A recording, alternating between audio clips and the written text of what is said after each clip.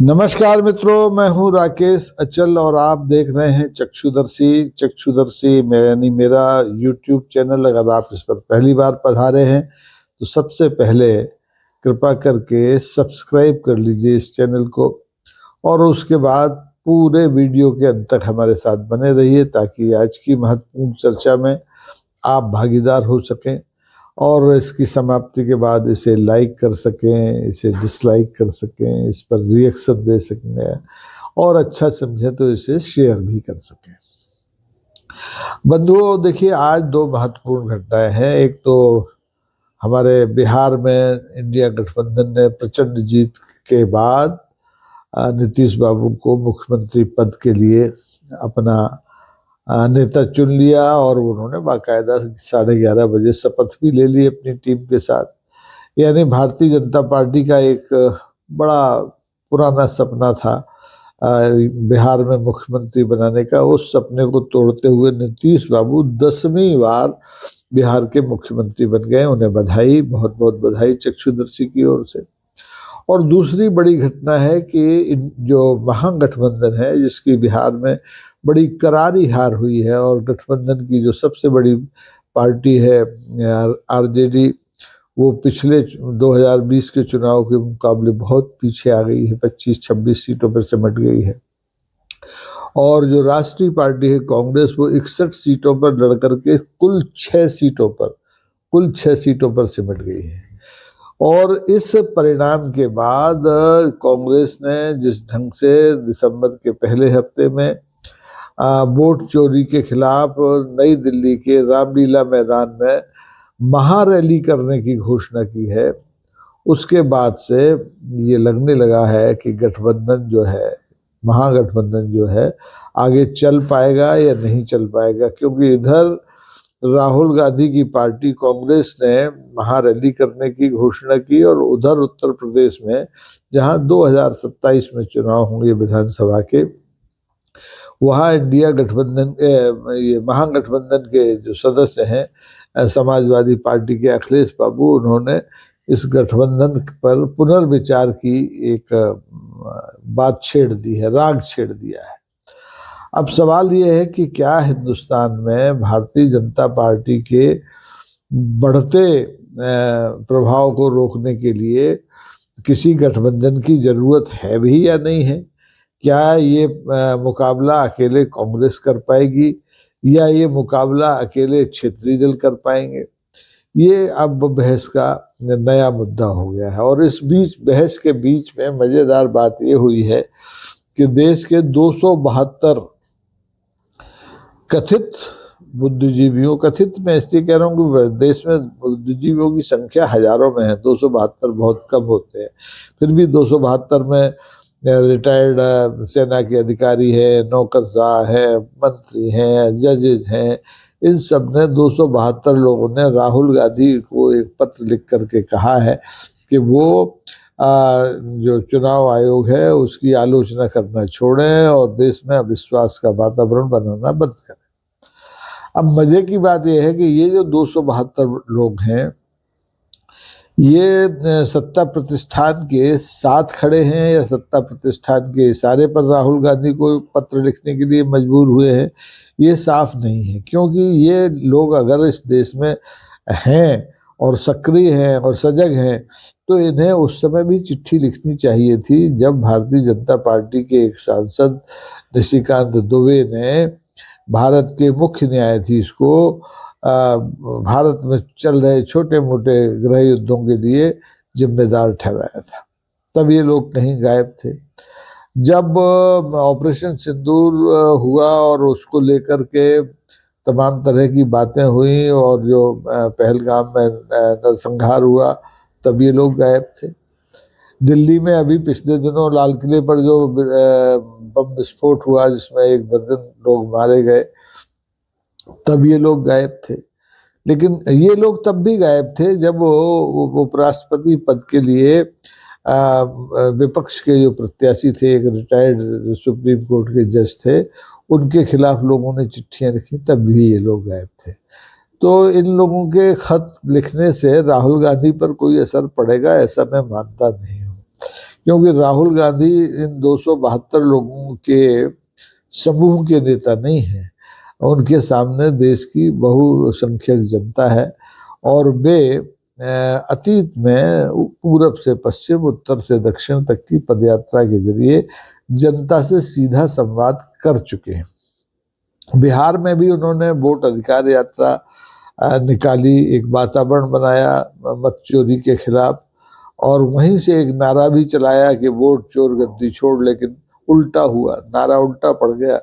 Vote चोरों ने गद्दी को पकड़ लिया और वोट अधिकार यात्रा का भी कोई प्रतिफल उन्हें दिखाई नहीं दिया, मिला नहीं। मतलब 61 में से मात्र 6 सीटों पर वो जीत पाए, और जो उनकी सहयोगी पार्टी आरजेडी थी, जो 140 से ज्यादा सीटों पर चुनाव लड़ी थी, वो 25-26 पे सिमट गई। इसका मतलब इन्होंने जितनी तेजी से, जितनी मुखरता से केंद्रीय चुनाव आयोग और सत्तारूढ़ दल के गठबंधन के खिलाफ अभियान चलाया था, उतनी ही तेजी, उतनी ही तीव्रता से वोट चोरी का काम बिहार में हुआ और वहां पर इंडिया गठबंधन की सरकार बन गई। ये सरकार भी केर बेर का संग है, कितने दिन चलेगी इस पर हम आगे चर्चा दूसरे किसी एपिसोड में करेंगे। आज बात यह है कि क्या इंडिया गठबंधन, ये जो हमारा महागठबंधन है विपक्ष का, ये आगे जारी रह पाएगा या नहीं। अब 2 महीने बाद नया साल शुरू हो जाए, 1.5 महीने बाद नया साल शुरू हो जाएगा, 1.25 महीने बाद। आज तारीख 20 हो गई है, 10 दिन ये बचे हैं और दिसंबर के 31 दिन समझ लीजिए। 40 दिन बाद हम नए साल में प्रवेश करेंगे और नए साल से लगातार देश में कई राज्यों के चुनाव होने हैं। उसमें सबसे महत्वपूर्ण विधानसभा का चुनाव है पश्चिम बंगाल का। अब पश्चिम बंगाल में सत्तारूढ़ कौन है? तृणमूल कांग्रेस, जो कि कांग्रेस के ही उधर से निकली एक शाखा है। अब सवाल यह है कि क्या तृणमूल कांग्रेस को विधानसभा चुनाव लड़ने के लिए महागठबंधन की जरूरत है या वो अकेले चुनाव लड़ेगी? अब ये तय किसको करना है? ये महागठबंधन को तय नहीं करना है कि तृणमूल कांग्रेस उसे अपने यहाँ चुनाव में भागीदार बनाए, अभियान में भागीदार बनाए, सीटों का तालमेल करे या न करे। ये सब तय करना है तृणमूल कांग्रेस को, कांग्रेस को तय नहीं करना है। वहां पर कोई समाजवादियों का भी बहुत ज्यादा वो नहीं है, वहाँ आरजेडी का भी कुछ नहीं है, वहाँ अगर कुछ है थोड़ा बहुत तो वामपंथियों का है। तो अब ममता बनर्जी को क्या करना है, इस गठबंधन की जरूरत है या नहीं है, ये ममता बनर्जी तय करेगी। दिल्ली में चुनाव हो चुके हैं, वहाँ आम आदमी पार्टी की सरकार थी, वो चली गई। तो अब आम आदमी पार्टी को भी इस महागठबंधन की जरूरत है कि नहीं है, ये आम आदमी पार्टी तय करेगी। महाराष्ट्र में भी ये गठबंधन अभी वजूद में है, लेकिन वहाँ की जो बड़ी पार्टियां हैं, उद्धव ठाकरे की शिवसेना है या शरद पवार साहब की एनसीपी है, उन्हें कांग्रेस के नेतृत्व की जरूरत है या नहीं है, ये वो तय करेंगे। और उत्तर प्रदेश में समाजवादी पार्टी के अखिलेश बाबू को यह तय करना है कि वो कांग्रेस के साथ रहें या अकेले चुनाव में जाएं 2027 में। और 2027 के पहले अभी तो वक्त है, उत्तर प्रदेश की धर्मांध सरकार का मुकाबला अकेले करें या कांग्रेस को साथ लेकर करें। कांग्रेस को साथ लेकर के पिछले चुनाव में ये दोनों लोग थे, अखिलेश बाबू और राहुल गांधी, और उसका प्रतिफल कांग्रेस को भले ही कम मिला हो, लेकिन अखिलेश बाबू की पार्टी को खूब मिला। और उन्होंने भारतीय जनता पार्टी की सत्ता के रहते हुए उत्तर प्रदेश में भारतीय जनता पार्टी के दांत खट्टे किए और आम चुनाव में भारतीय जनता पार्टी को आधे पे ला दिया। 60, 65, 85 से घटा के, 82 से घटा के वो 33-34 पर ले आए। मतलब ये है कि कांग्रेस की उपस्थिति उनके लिए फायदेमंद साबित हुई। लेकिन ये तय कौन करेगा कि भविष्य में भारतीय जनता पार्टी का जो विजय रथ है उसे रोकने में कांग्रेस की जरूरत क्षेत्रीय दलों को है या नहीं है। दक्षिण की गणित अलग है, क्षमा कीजिए। दक्षिण में जब चुनाव हुआ तो दक्षिण के चुनाव कांग्रेस के साथ रहना चाहते हैं या नहीं रहना चाहते हैं, ये वहाँ के दल तय करेंगे। अब आंध्र में तो आपको मालूम है कि टीडीपी है जो भारतीय जनता पार्टी के साथ है, उसे जरूरत नहीं है। लेकिन केरल है, कर्नाटक है, आंध्र तमिलनाडु है, वहाँ कांग्रेस किसके साथ होगी, या कांग्रेस का साथ किसी क्षेत्रीय दल को चाहिए भी कि नहीं चाहिए, ये आने वाले दिनों में तय होगा। तय ये होना है कि क्या भारतीय जनता पार्टी के बढ़त को रोकने के लिए इस देश में किसी विपक्षी गठबंधन की जरूरत है या नहीं, या ये मुकाबला अकेले कांग्रेस के हिस्से में आएगा। और कांग्रेस की आज जो स्थिति है देश में, उसको देखते हुए क्या कांग्रेस अकेले भारतीय जनता पार्टी से निपट पाएगी? ये ऐसे यक्ष प्रश्न हैं जिनके जवाब आने हैं, और ये जवाब आएंगे, समय लेगा, समय लगेगा, ये जवाब आएंगे, क्योंकि कोई देश में ऐसा कोई भी क्षेत्रीय दल नहीं है मेरी नज़र में। आपकी नज़र में हो तो बताइए। मेरी नज़र में देश में ऐसा कोई भी क्षेत्रीय दल नहीं है जो अकेली दम पर भारतीय जनता पार्टी से मुकाबला कर ले। अगर है तो बहुत अच्छी बात है, क्षेत्रीय दलों को ताकतवर होना चाहिए, लेकिन पिछले एक दशक में क्षेत्रीय दलों को जिस तरीके से भारतीय जनता पार्टी ने नेस्त नाबूद किया है वो भी आपको ध्यान में रखना पड़ेगा। हरियाणा में जेजेपी की क्या हाल है आपको पता है। चौटाला परिवार जो था, उसकी पार्टी जो थी उसको छिन्न भिन्न कर दिया गया है। महाराष्ट्र में चाहे वो बाला साहब ठाकरे की शिवसेना हो, चाहे उद्धव ठाकरे की शिवसेना हो, चाहे शरद पवार की एनसीपी हो, सब तोड़फोड़ दी भारतीय जनता पार्टी ने। यहाँ तक कि कांग्रेस को भी भारतीय जनता पार्टी ने तोड़ने की भरपूर कोशिश की।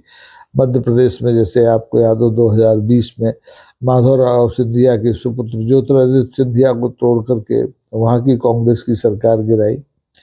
और ऐसे ही कई राज्यों में, उत्तर प्रदेश में, जम्मू कश्मीर में, सब जगह जहां उन्हें कांग्रेसी मिले उनको वो अपनी पार्टी में ले आए। तो इंडिया गठबंधन का जो उद्देश्य है, जो लड़ने का तरीका है, वो महागठबंधन यानी विपक्ष के कांग्रेस नेतृत्व वाले गठबंधन से बिल्कुल जुदा है। अब ये लड़ाई तभी संभव है जब इसको व्यवस्थित ढंग से लड़ा जाए। अगर महागठबंधन वजूद में रहना चाहता है तो महागठबंधन का एक नेता होना चाहिए, महागठबंधन का एक दफ्तर होना चाहिए, महागठबंधन का एक साझा प्रोग्राम होना चाहिए, और महागठबंधन को चलाने के लिए एक संयुक्त संचालन समिति होनी चाहिए। अभी तक महागठबंधन मौखिक तौर पर चल रहा है, सब लोग उसमें जुड़े हुए हैं, लेकिन महागठबंधन का कोई दफ्तर नहीं है, महागठबंधन का अपना कोई मुझे लगता है लोगो भी नहीं है, और कोई साझा कार्यक्रम भी नहीं है। लेकिन महागठबंधन अभी तक वजूद में है। आज जिन सज्जन ने, नीतीश बाबू ने बिहार में मुख्यमंत्री की 10वीं बार शपथ ली है, वो भी एक जमाने में इसी महागठबंधन के साथ थे, लेकिन वो बिहार विधानसभा चुनाव के कुछ समय पहले ही इंडिया गठबंधन में शामिल हो गए, क्योंकि उन्हें लगा कि महागठबंधन में राहुल गांधी के रहते उनका भविष्य बहुत ज़्यादा उज्जवल नहीं है। लेकिन वो एक सुरंग से निकलकर दूसरी सुरंग में चले गए। अब मोदी जी और शाह के रहते उनका भविष्य कितना सुरक्षित है, ये आने वाले दिनों में पता चलेगा। उस पर अभी हम बहस नहीं कर रहे हैं। अभी तो बहस ये है कि क्या राहुल गांधी के नेतृत्व में इस देश को एक विपक्षी गठबंधन की जरूरत है या नहीं। अगर है तो उसका स्वरूप कैसा होगा, अगर है तो कांग्रेस गठबंधन धर्म को कैसे निभाएगी, क्या वो क्षेत्रीय दलों के साथ अब एक सौजन्यपूर्ण रिश्ता कायम कर पाएगी नए सिरे से।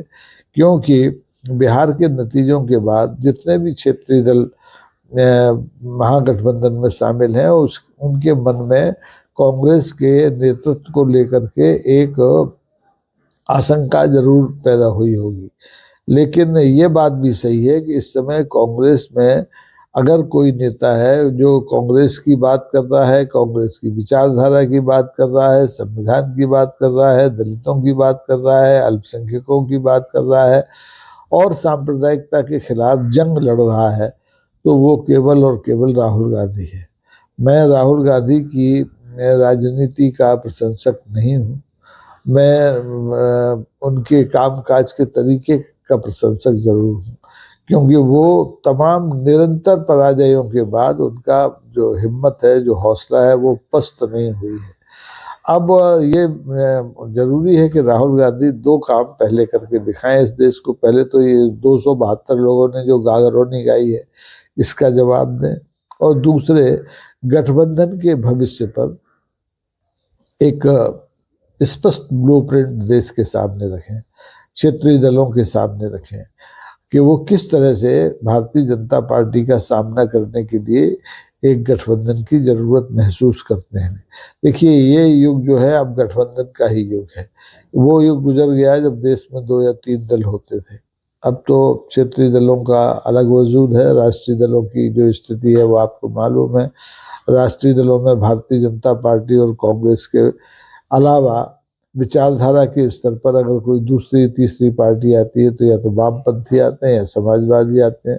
वामपंथी सत्ता से कुसुम दूर हो चुके हैं पिछले कुछ वर्षों में, और समाजवादी भी सत्ता से दूर ही खड़े हैं, सत्ता के लिए संघर्ष कर रहे हैं। बिहार में भी किया उन्होंने, उन्होंने उत्तर प्रदेश में भी किया, और जहाँ उनकी ज़रूरत होती है वो कोशिश करते हैं। लेकिन बिना गठबंधन के उनकी भी जो गाड़ी है आगे नहीं बढ़ रही है। तो अब देखना है कि इंडिया गठबंधन का के मुकाबले विपक्ष के महागठबंधन का भविष्य कैसा होता है। आप क्या सोचते हैं इस बारे में? ये गठबंधन धर्म की इस देश को जरूरत है या नहीं है? जरूर बताइए, अपनी प्रतिक्रिया जरूर दीजिए। और फिर वही, अगर आपको ये एपिसोड अच्छा लगा है तो लाइक कीजिए, शेयर कीजिए और सब्सक्राइब भी कीजिए। बहुत बहुत धन्यवाद। नमस्कार। जय हिंद।